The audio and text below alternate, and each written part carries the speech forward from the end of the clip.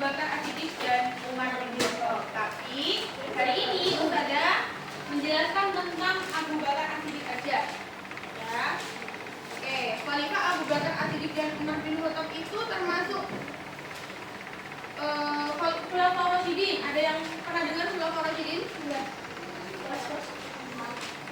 Ada yang pernah dengar? Khulafaur Rasyidin itu ada 4. Ada siapa aja? Ada yang tahu? Coba yang tahu?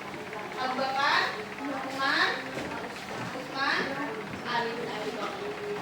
Di bab ini kita hanya membahas tentang Abu Bakar dan Umar bin Khattab. Ini Ustazah tampilkan biografi Abu Bakar As-Siddiq, diperhatikan.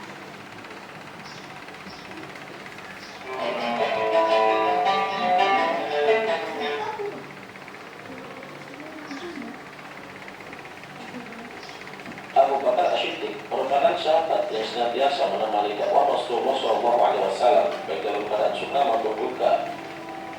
Ia rela berkorban dengan harta dan jiwa yang ia miliki untuk mendukung dan menyampaikan risalah ajaran agama Islam. Pengorbanan yang ia berikan tidak akan bisa dilupakan sejarah, sehingga Abu Bakar As-Siddiq memiliki tempat yang khusus di hati Rasulullah SAW dalam petanan sejarah Islam dan merupakan umat Rasulullah yang pertama kali masuk surga. Hal ini sebagaimana hadis yang diriwayatkan oleh Abu Daud. Sesungguhnya engkau Abu Bakar adalah orang yang pertama kali masuk surga dari umatku. Hadis riwayat Abu Daud. Ketulusannya dalam menyebarkan agama Allah SWT dan keteguhannya dalam menghadapi berbagai tantangan dan ancaman dalam menyuruh manusia kepada kebaikan menjadikan kedudukannya lebih istimewa di antara sahabat-sahabat yang lain.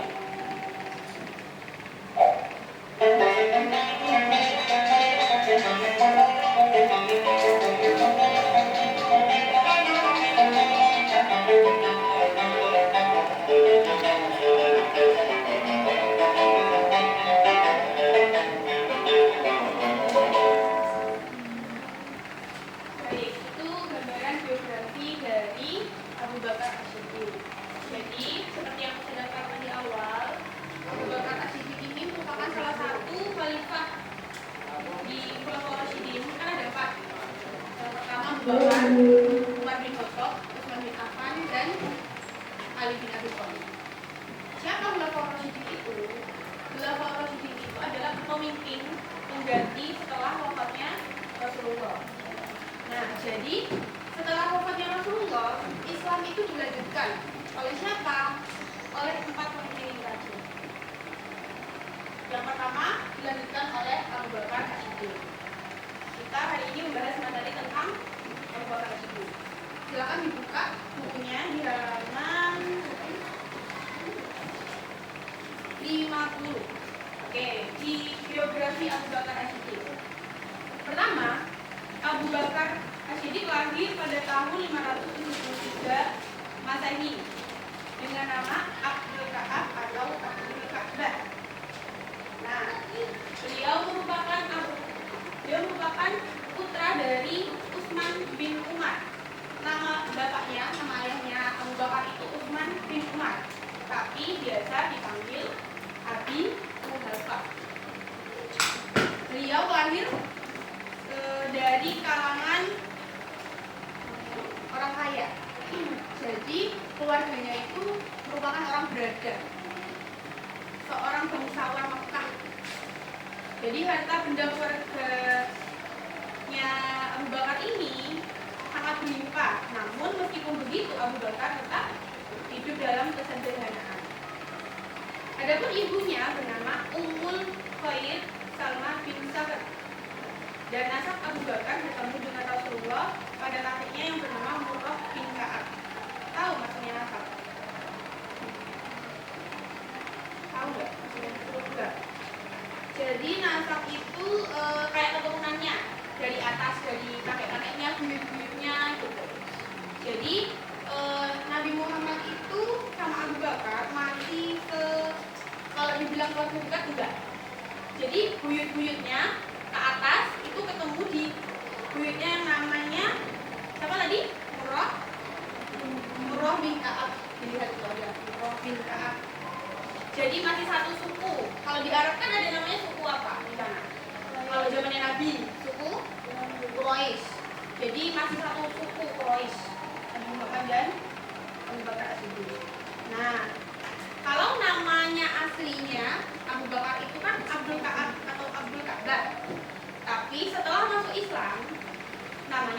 ganti menjadi Abdullah bin Abi Quhafah At-Taimi. Tadi di sini kan panjang, tahu kan di awal panjang kan namanya. Nah, tapi biasanya disingkat menjadi Abdullah bin Abu Quhafah At-Taimi. Kenapa Abdullah bin Abu Quhafah At-Taimi? Karena Abi Quhafah itu kan namanya ayahnya. Jadi Abdullah bin Abi Quhafah At-Taimi. At-Taimi itu dari kabilah Bani Taim atau suku Quraisy. Ya. Oke. Setelah itu, nah, Abdullah bin Abi Quhafah At-Taimi itu nama yang diberikan Rasulullah kepada Abu Bakar As-Siddiq. Nah, Abu Bakar itu ada artinya. Ada yang tahu apa artinya? Abu itu ada artinya, Bakar juga ada artinya. Ya, Nabila? Sebentar. Abu artinya?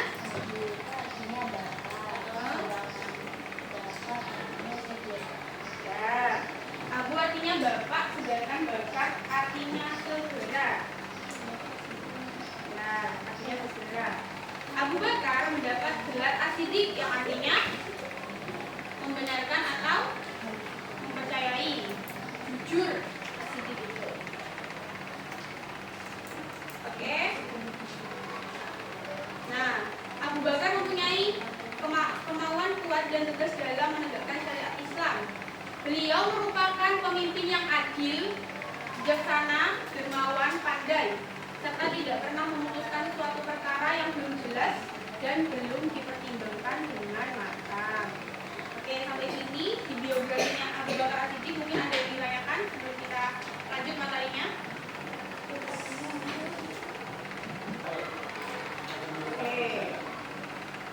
Selanjutnya, peran Abu Bakar sebagai sahabat dengan iman yang kuat terlihat dalam berbagai situasi genting, seperti ketika Rasulullah wafat. Hari wafatnya Rasulullah menimbulkan kesedihan dalam bagi umat Islam. Jadi waktu Rasulullah wafat itu, sahabat-sahabat yang lain itu nggak percaya kalau Rasulullah itu wafat. Sampai siapa? Umar bin Khattab itu marah-marah. Jangan ada yang bilang Rasulullah itu nggak wafat. Nah, pernah dengar? Tapi Abu Bakar di sini itu bilangi kalau Rasulullah itu sudah wafat. Rasulullah itu sama seperti kita. Rasulullah itu juga manusia yang juga akan wafat, dan juga harus menghadap Tuhannya. Ya, jadi itu. Nah, di tengah situasi tersebut Abu Bakar menenangkan umat Islam dengan membaca surat Al-Imran ayat 144 yang menjelaskan tentang Muhammad, pelayannya para rasul sebelumnya yang diperintahkan oleh Allah. Oke. Selanjutnya ada jasa-jasa Abu Bakar As-Siddiq. Silakan dibuka baliknya. Jasa-jasa Abu Bakar As-Siddiq. Di sini ada 3. Biasanya yang pertama adalah perbaikan sosial masyarakat. Yang kedua mengumpulkan ayat-ayat Al-Quran. Yang ketiga meningkatkan kesejahteraan umum. Yang pertama perbaikan sosial masyarakat. Nah, pada masa pemerintahannya Abu Bakar As-Siddiq itu muncul orang-orang murtad. Apa orang-orang murtad? Orang yang keluar dari agama Islam. Selain itu ada juga munculnya nabi-nabi palsu, serta orang-orang yang enggan membayar zakat. Penyebab kemurtatan yang terjadi secara garis besar dibagi menjadi 2 kelompok, yaitu 1 kelompok yang murtad karena tidak mau melaksanakan syariat Islam. Ia murtad karena nggak mau melaksanakan syariat Islam, seperti tidak mau membayar zakat. Yang kedua, kelompok yang murtad karena menolak ajaran Islam seluruhnya. Dia memutuskan untuk keluar dari Islam karena menolak ajaran Islam. Nah, selain itu munculnya nabi palsu. Jadi zamannya Abu Bakar dulu memberantas nabi-nabi palsu.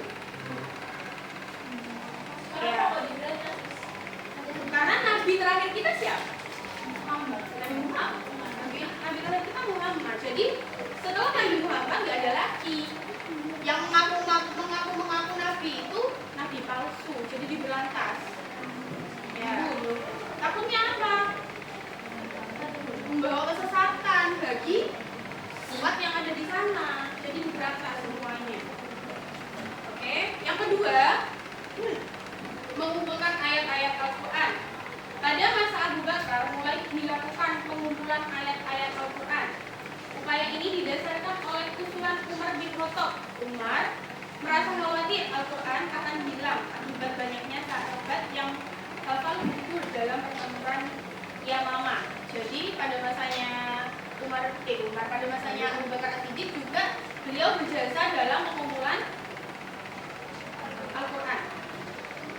Ayat Al-Quran itu beberapa ada yang dihafalannya sahabat, terus ada yang waktu Nabi Muhammad itu menjelaskan itu sahabat juga ada yang nulis di daun-daun, daun kering, daun rumah gitu kan. Nah, karena banyaknya sahabat yang wafat akhirnya dikumpulkan untuk menjadikan kumpulan ayat-ayat Al-Quran itu menjadi satu mushaf. Mushaf itu yang kayak buku gitu. Nah, jadi dari sahabat, terus dari yang ada di daun-daun, di pelepah rumah, itu dijadikan satu untuk dijadikan satu mushaf atau satu buku. Yang ketiga, meningkatkan kesejahteraan umum. Abu Bakar mendirikan sebuah lembaga bernama Baitul Mal. Baitul Mal dibentuk untuk meningkatkan kemaslahatan umat Islam. Lembaga ini bertugas mengatur pendapatan negara dari zakat, infak, sedekah dari kaum muslimin, ghanimah, dan jizyah dari warga negara non-muslim. Lembaga ini ditugaskan untuk mengatur gaji pegawai, anggaran pembangunan, dan anggaran kesehatan. Jadi itu jasa-jasa Abu Bakar As-Siddiq. Nah, baik, ini ada soal yang perlu kalian jawab. Silakan nanti dijawab. Ada 3 poin.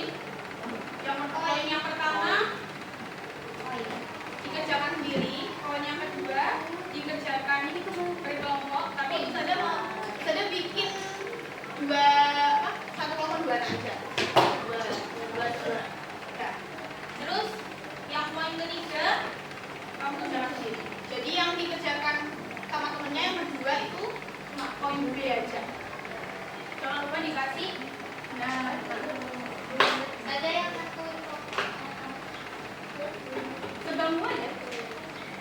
Kelompoknya sebangku aja ya.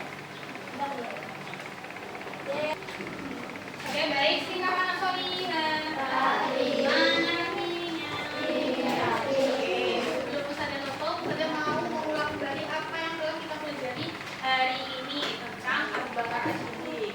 Nah, tadi Abu Bakar As-Siddiq lahir pada tahun 573 Masehi. Nama aslinya siapa? Nama aslinya Abdul Qabar. Oke, setelah masuk Islam, namanya berubah menjadi Abdullah bin Abi Quhafa At-Taimi. Tapi kenapa kok Abu Bakar seringnya dipanggil Abu Bakar? Kenapa nggak bukan Abdullah bin Abi Quhafa At-Taimi? Karena gelarnya di sana, gelar kehormatan di sana. Oke, Abu Bakar itu artinya apa? Apa artinya Abu? Artinya bapak. Kalau bakar? Segera. Biasanya ada apa aja? 1, memberantas Nabi. 2, memberantas orang-orang murtad. 3, memberantas orang-orang yang enggan membayar zakat. Yang keempat, mengumpulkan ayat-ayat dijadikan menjadi satu mushaf. Terus selain itu yang kelima mendirikan Baitul Mal. Apa Baitul Mal? Lembaga keuangan. Yang terakhir memperluas wilayah Islam hingga pelosok Arab. Baik. Ya, sampai di sini materi kita hari ini.